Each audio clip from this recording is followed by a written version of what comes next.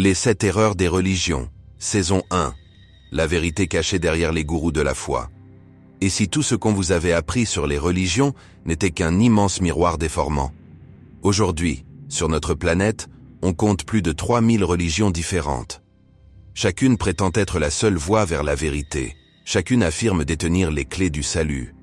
Mais si une seule d'entre elles détenait réellement la vérité absolue, alors que deviennent les 2999 autres des illusions, des mensonges collectifs?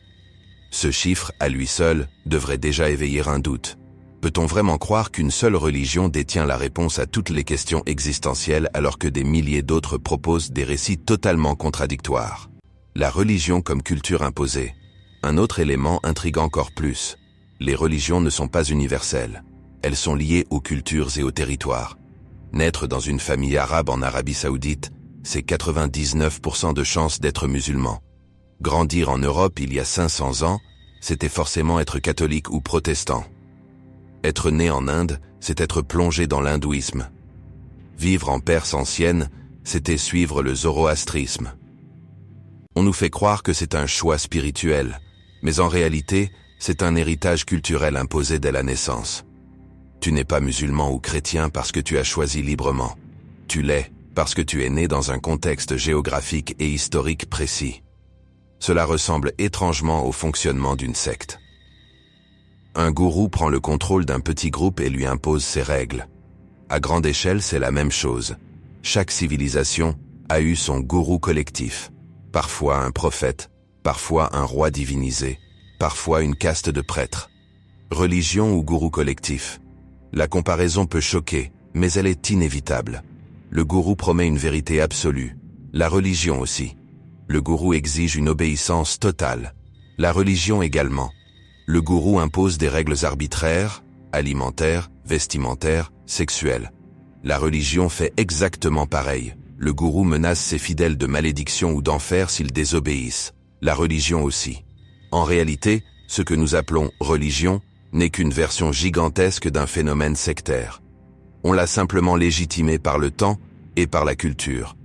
Mais les mécanismes psychologiques et sociaux sont identiques. Les 7 erreurs. Dans ce reportage, nous allons dévoiler 7 grandes erreurs que les religions répètent depuis des siècles. Ces erreurs ne sont pas de simples détails théologiques. Elles montrent que les dogmes ne reposent pas sur une vérité intemporelle, mais sur des manipulations humaines. Elles révèlent comment les religions fonctionnent comme des gourous, en modifiant l'histoire, en jouant sur la peur, en inventant des lois arbitraires, en falsifiant des prophéties. Nous allons plonger dans 1. Les récits de la création du monde, contradictoires et manipulés. 2. Les figures du Messie unique, comparables à des gourous charismatiques. 3. L'enfer et le paradis, inventés pour contrôler par la peur. 4. Les textes modifiés, traduits et falsifiés au profit du pouvoir religieux. 5. Les lois et commandements, toujours liés à la politique. 6. Les erreurs de calendrier et d'histoire, qui révèlent des mensonges flagrants. 7. Les prophéties, écrites après coup pour paraître divines.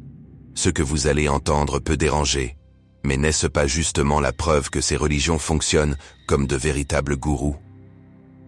Quand la vérité dérange, le gourou préfère le silence. Ici, nous allons briser ce silence. Chapitre 1. La création du monde, un récit manipulé.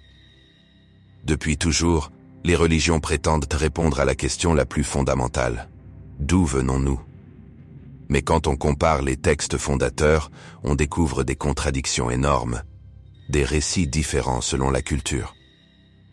Dans la Bible, la Genèse raconte que Dieu a créé le monde en 6 jours et s'est reposé le 7e. Une version poétique, mais qui pose déjà problème. Dans le premier récit, l'homme et la femme sont créés en même temps. Dans le second récit, Ève est créée à partir de la côte d'Adam. 2 versions dans un même livre, qui se contredisent dès la première page. Dans le Coran, l'histoire diffère encore. Allah crée Adam à partir d'argile et souffle en lui son esprit. Dans les textes hindous, c'est Purusha, l'homme cosmique, qui est sacrifié pour donner naissance au monde. Dans les mythes nordiques, Le géant Ymir est découpé par les dieux pour former la terre et le ciel. Si on prend du recul, on voit une chose claire. Chaque civilisation a simplement inventé une version adaptée à sa culture.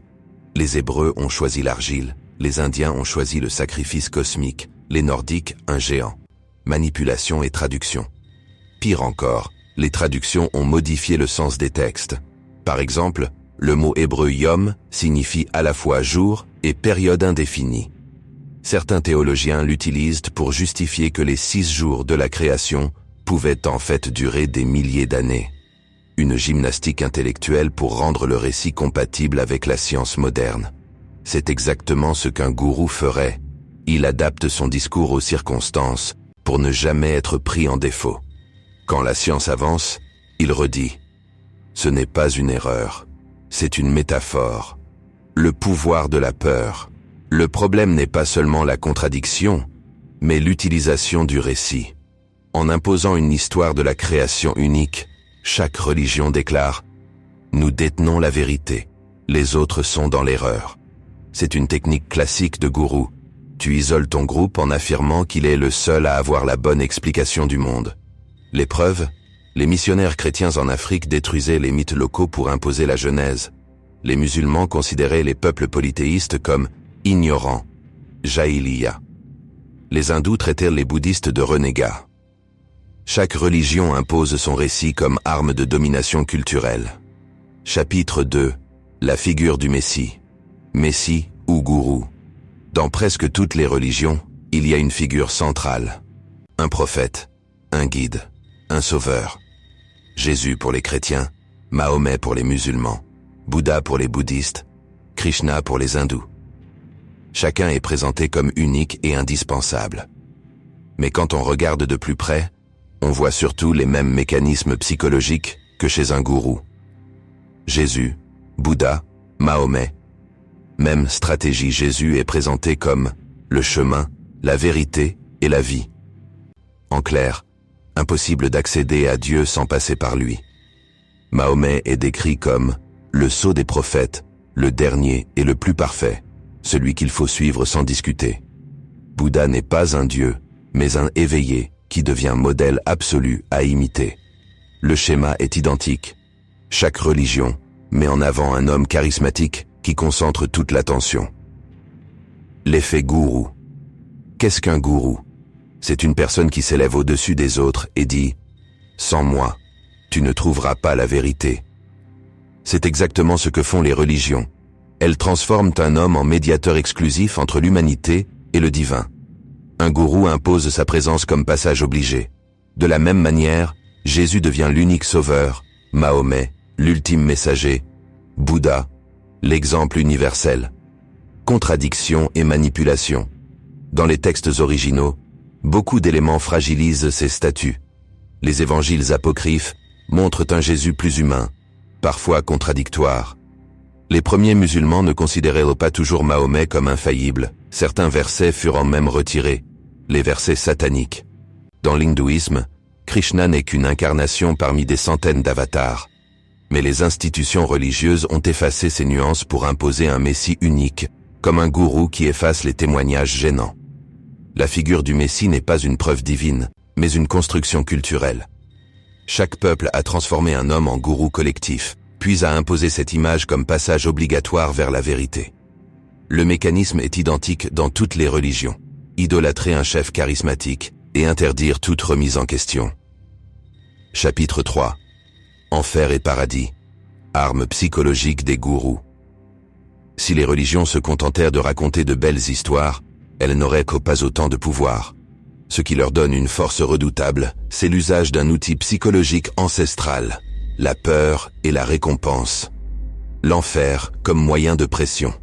Dans la Bible, l'Ancien Testament parle très peu d'enfer. Le concept apparaît plus tard, dans les évangiles et les traditions chrétiennes, avec l'image du feu éternel. Dans le Coran, l'enfer, Jahannam, est décrit de manière encore plus détaillée, flamme, eau bouillante, chaînes et torture. Dans l'hindouisme et le bouddhisme, il existe aussi des enfers multiples, mais temporaires, où les âmes expient avant de renaître. Or, dans les textes les plus anciens, ces descriptions n'existent pas toujours. Elles ont été ajoutées progressivement pour renforcer la crainte et l'obéissance. Un gourou agit de la même façon. Il promet un châtiment terrible à ceux qui quittent le groupe pour maintenir la cohésion par la peur. Le paradis comme carotte. L'autre face de la médaille, c'est la récompense. Dans le christianisme, un paradis éternel aux côtés de Dieu. Dans l'islam, des jardins luxuriants, des rivières de lait et de miel, et des houris promises aux croyants. Dans l'hindouisme, la libération du cycle des renaissances, le nirvana. Le schéma est clair. Souffre maintenant, obéis aux règles, et tu seras récompensé après la mort. C'est exactement la stratégie d'un gourou qui promet une illumination future, à condition de rester fidèle. Une invention utile au pouvoir. De nombreux chercheurs rappellent que le judaïsme ancien ne parlait presque pas d'au-delà. Ce n'est qu'au contact des cultures perses et grecques que les concepts d'enfer et de paradis se sont imposés. Autrement dit, ce sont des emprunts culturels, pas des révélations divines. L'enfer et le paradis ne sont pas des vérités intemporelles, mais des instruments psychologiques. Ils fonctionnent comme la punition et la récompense d'un gourou sur son groupe. Grâce à eux, les religions maintiennent la peur d'un côté et l'espoir de l'autre. Un mécanisme de manipulation aussi vieux que l'humanité. Chapitre 4. Les textes modifiés, traduction, coupure, mensonge. Si une vérité divine existait vraiment, elle devrait être claire, stable et immuable. Or, l'histoire des religions prouve l'inverse. Leurs textes sacrés ont été modifiés, réécrits et traduits au gré des siècles. Chaque changement a servi à renforcer le pouvoir religieux, comme le ferait un gourou qui adapte son discours selon la situation. La Bible et ses multiples versions. La Bible n'existe pas en une seule version. L'Ancien Testament a été écrit en hébreu, puis traduit en grec, la Septante, puis en latin, la Vulgate, puis en dizaines de langues. À chaque étape, des erreurs ou des choix de traduction ont changé le sens. Par exemple, le mot « alma » en hébreu signifie « jeune femme ». Dans la traduction grecque, il est devenu « parthénos », qui signifie « vierge ». Résultat, Jésus est né d'une vierge uniquement à cause d'une erreur de traduction. Des dizaines d'évangiles existaient au début du christianisme, évangile de Thomas, de Marie, de Judas. L'Église a choisi d'en garder seulement 4 et a qualifié les autres d'hérétiques, le Coran et les versets oubliés.